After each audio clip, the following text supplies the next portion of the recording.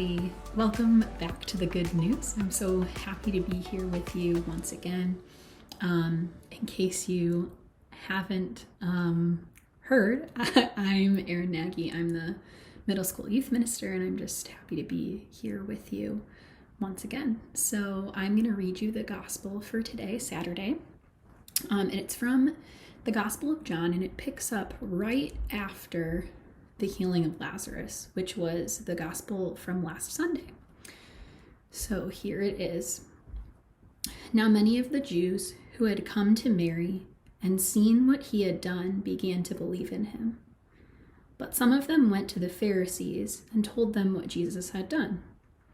So the chief priests and the Pharisees convened the Sanhedrin and said, "What are we going to do? This man is performing many signs. If we leave him alone, all will believe in him, and the Romans will come and take away both our land and our nation." But one of them, Caiaphas, who was high priest that year, said to them, "You know nothing, nor do you consider that it is better for you that one man should die instead of the people, so that the whole nation may not perish."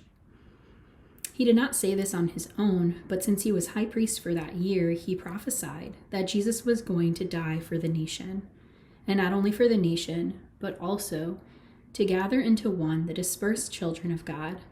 So from that day on, they planned to kill him. So Jesus no longer walked about in public among the Jews, but he left for the region near the desert to a town called Ephraim, and there he remained with his disciples. Now the Passover of the Jews was near, and many went up from the country to Jerusalem before Passover to purify themselves. They looked for Jesus and said to one another, as they were in the temple area, "What do you think? That he will not come to the feast?"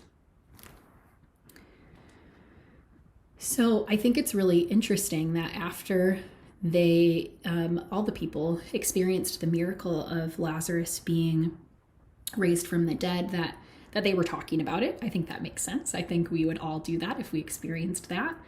And that some of them began to believe in Jesus, but others went to the Pharisees to ask them what they thought. Maybe that's like us going to people who we think are more expert at something and getting their opinion. But the part that really stuck out to me was that last question that the people were asking.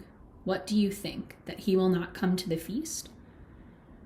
And I think it's good for us to think about that Jesus did go.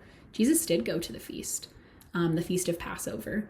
He entered into the city of Jerusalem, and that's what we start to remember and celebrate tomorrow with Palm Sunday and going into Holy Week. Just his entrance into the city, that he knew that people wanted to kill him, that his death was imminent, but he entered the city anyway.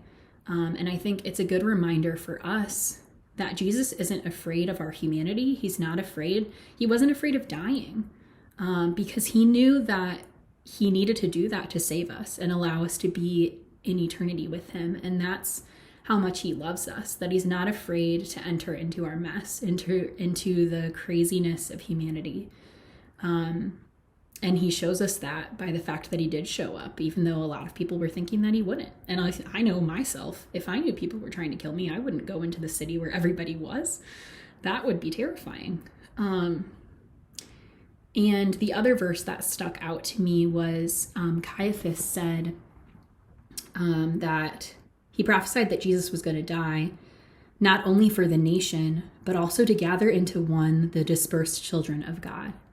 And those dispersed children are us. He died to bring us closer to him and bring us into relationship with him. And he's just willing to do whatever it takes to come to you, to come close to you, to show you how much he loves you. And our fears and our failures aren't too much.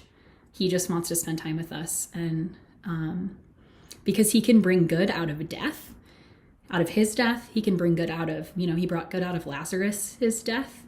He can bring good out of the death to ourselves that's been happening in this quarantine. He can bring good out of our failures and whatever messes we've made.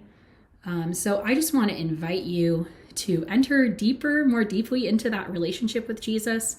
Pray for an open heart, especially this week as we enter into the holiest week of the year, Holy Week, as we prepare more intentionally for Easter, as we enter into Palm Sunday tomorrow, that you would just really open your eyes and your heart to experience his love in a new way for you this week and today, even today, that you would just start to pray for an open heart and open eyes to receive his love. It is a joy to be able to spend this time with you. I wish we could be in person, but it's still wonderful to be able to connect online.